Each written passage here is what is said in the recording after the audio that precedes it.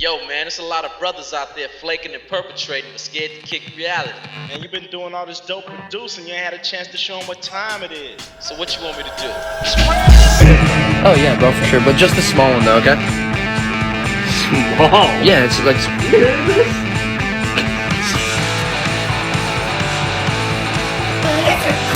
Just follow the routine. I wanna have your baby! You can go on it just to escape. For this video, it's lit!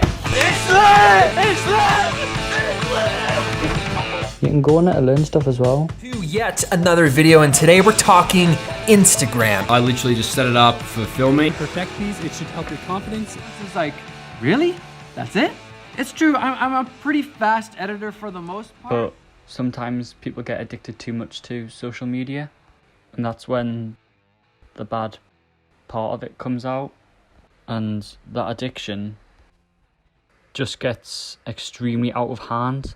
A lot of people start to judge themselves to different people, and that's when you find that people start to become depressed, and sometimes people will take matters into their own hands, which can obviously lead to some people hurting themselves.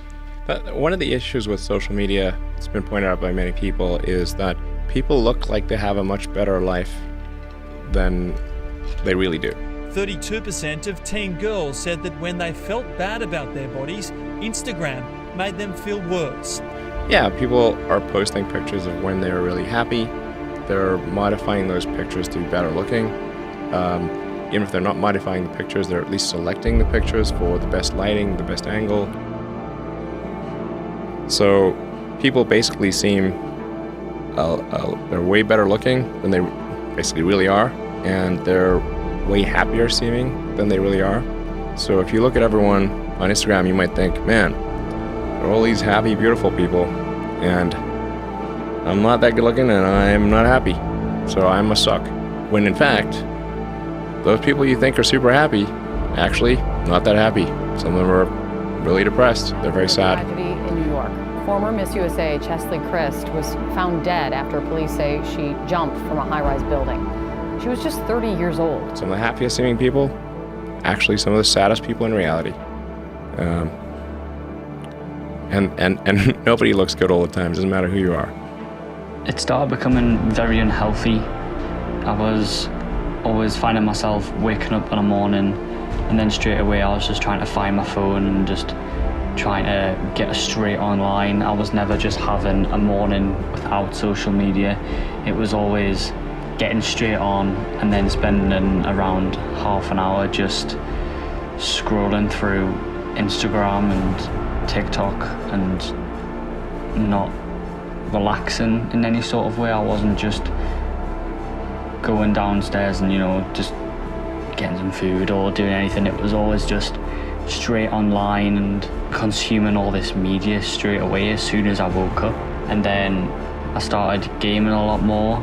I started buying more games. I didn't start going out as much. I spent all my money on games. I found myself online all the time. I wouldn't ever just go on a walk, you know what I mean? I wouldn't ever just do something different. It was always either I was on my phone or I was online. And that's when I started being a lot more of a messy person. I just left stuff lying around. I didn't pick up after myself. So I think that's one of the bad parts of social media. But the good thing about social media is that you can share your thoughts and opinions on certain things. Dozens of moviegoers at the Century Theater shared their excitement about the premiere via social media, and they are the ones who became the first reporters on the scene after that tragedy. And within minutes, word of the shooting started to spread to a worldwide audience. And a good example of that would be George Floyd. I can't breathe. I can't breathe. You can see police here now firing tear gas into the crowd. They are trying to push these folks back. Earlier today, just a few blocks away, Don't shoot! Don't shoot!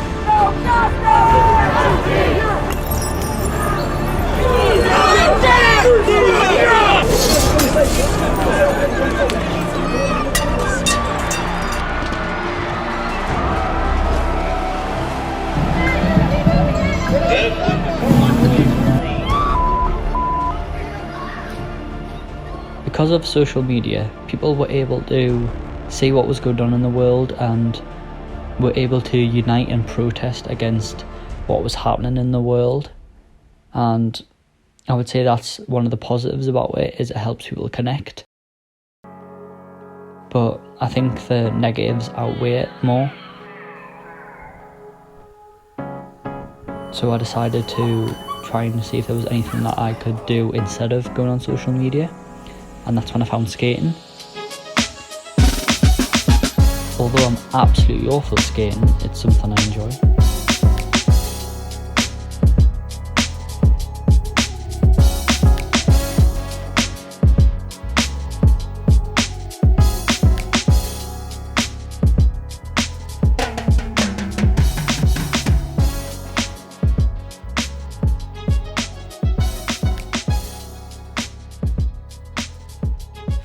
I find myself now only using YouTube to learn new tricks, or very rarely just using it to like escape.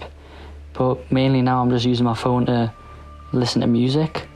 So now I just put them in while I'm skating, and then that's literally all I'm using it for. I'm not using it for, I'm not on it for a constant use of like escapism, or you know, for that temporary happiness. I'm happy with myself now, and from skating I've found that I enjoy being outside. And that's when I found walking and coming outside and reading and trying to do something different. And I'm not saying everyone should read, but maybe everyone should just try walk in a day and just maybe put some earphones and listen to music, but not looking at a screen all the time, and being able to just have some time to yourself, your own thoughts, and being able to connect with yourself as a person more. I find that after that, I think you'll find it easier to disconnect from social media, because you're finding more enjoyment in other things. That's not what I would class as artificial happiness. It's not real, it doesn't last. Whereas something like walking, you can do any time of the day, you can do anything. You might find a hobby in that time. So it's very easy to get caught up in social media, but it's very hard to break the cycle. But once you do break the cycle, it's one of the best things you can do. And then you're able to manage yourself more. You're able to know when's too much and when's time to cut off. You know the difference between too much and too little. You know the difference between, okay, I need to get this work done now, or okay, I can relax now.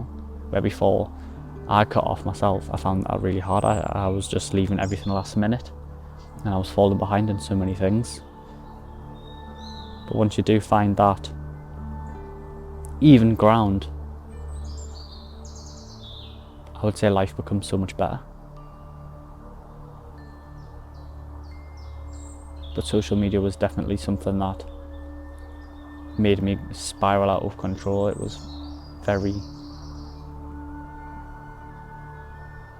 detrimental to my health in a mental way and a physical way.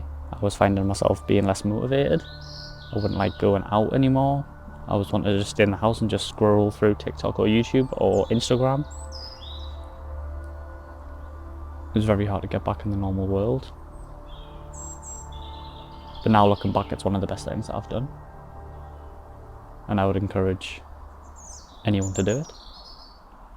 And as soon as you do it, I promise you, it's one of the best things you can do, because straight after that, you can just get back to doing things you love, and that's when your social life and everything just explodes, and you just feel like a new person.